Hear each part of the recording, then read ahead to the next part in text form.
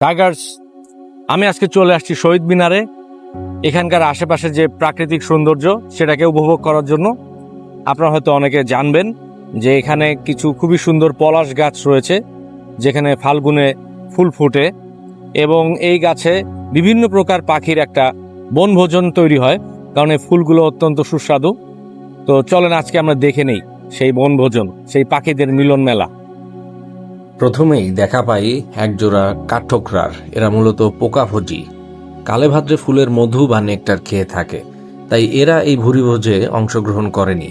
তবে পাশেরই এক গাছে ছিল বিশাল এক মৌচাক, আর সেখানকার মৌমাছি এসে ফুলের মধু খাচ্ছিল। হয়তো এদের খেতেই তারা এসেছিল, অথবা তারা হয়তো নতুন বাসার জন্য গর্ত করতে এসেছিল। তারপর হঠাৎ দেখা পাই এক মৌটুসির। সে এসেই পলকের মধ্যে গায়েব হয়ে গেল। এই পলাশ গাছটি ইংরেজিতে প্যারট ট্রি বা টিয়া গাছ নামে পরিচিত। সেই টিয়ার অপেক্ষায় আমি ছিলাম, কিন্তু খুঁজে পাচ্ছিলাম না। গাছের পাতার ফাঁক দিয়ে দেখলাম আকাশে শত শত চিল উড়ে যাচ্ছে। পাশে তাকিয়ে দেখলাম এরা ঝাঁক বেঁধে বসে আছে কাছেরই এক শিলকরই গাছে। হঠাৎ দেখলাম পাতার মধ্যে নাড়াচাড়া। বুঝলাম কোনো একটা পাখি গাছের সাথে ক্যামোফ্লাজ হয়ে আছে। লাল ঠোঁট আর সবুজ পালক দিয়ে পলাশ গাছের ফুল পাতার সাথে একদম অবিকল মিশে গিয়েছিল একদল টিয়া। দুটি ভিন্ন ধরনের টিয়া পেলাম। একটা হলো মিনা কার্টুনের ক্লাসিক মিঠু, যাকে সবুজ টিয়া নামে ডাকা হয়। এই টিয়া ফুলের মধ্যে মাথা ঢুকিয়ে মধু খাচ্ছিল। একটি ফুলের মধু খাওয়া শেষ হলে পরের ফুলে চলে যাচ্ছিল। এই টিয়ার গলায় একটা চিকন সুতার মালার মতো লাল দাগ ছিল, যে কারণে ইংরেজিতে এদেরকে রোজ রিংড প্যারাকিট বলা হয়। তারপর দেখা পেলাম লাল বুক টিয়ার।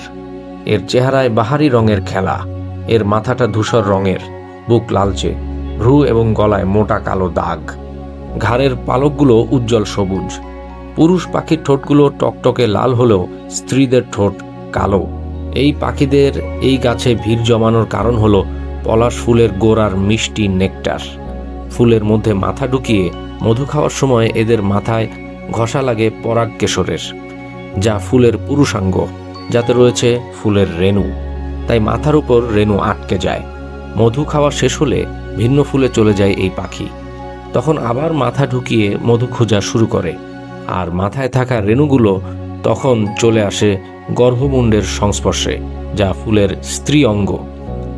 আর এভাবেই এক ফুল থেকে আরেক ফুলে ঘটে যায় পরাগায়ন। যদিও মধু খেতে গিয়ে মাঝে মধ্যে পাখিগুলো গোটা ফুলটাকেই উপড়ে ফেলে, তাও এই গাছের জীবনচক্রে এই পাখিগুলো গুরুত্বপূর্ণ ভূমিকা পালন করে। অর্থাৎ এই পাখিগুলোর সাথে গাছটির একটি মিথজীবী সম্পর্ক রয়েছে, কারণ পরাগায়নের ফলে ফুল থেকে ফল হয়, আর ফল থেকে আসে বীজ, যা এই গাছকে বংশবিস্তার করতে সাহায্য করে। আর একটা মজার বিষয় হলো, খাদ্য এবং খাদকের মধ্যে একটা মিল রয়েছে।